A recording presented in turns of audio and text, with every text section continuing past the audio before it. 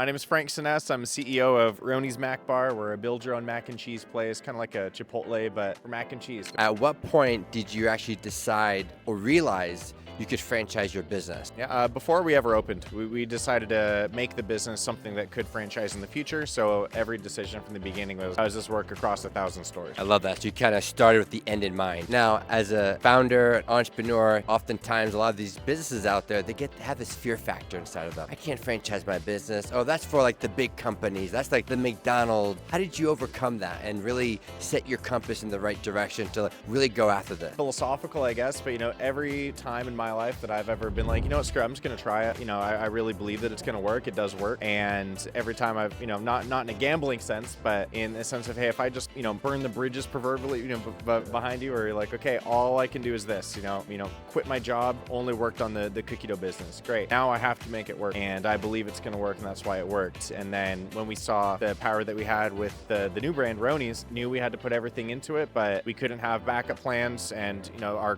cookie dough business was the backup plan. So we sold that, exited that, and focused fully on this one, and it's never failed us one. And how is the franchise business model different than actually just running your own local store? So we had to make that decision, do we want to just try and grow corporate stores? Do we want to go franchising? The reason that we chose the franchising route is because there's so many benefits to it. You get so many different frames of mind, where you get so many different franchisees that are telling you, here's what works in this market, here's what doesn't, because you can only be in one place at a time as the head of an organization, and you can have managers maybe that tell you different things in the markets, but really you're their boss. They're not going to try and tell you something that you don't like. Franchisees will tell you what they don't like. So there's a lot of benefits to that.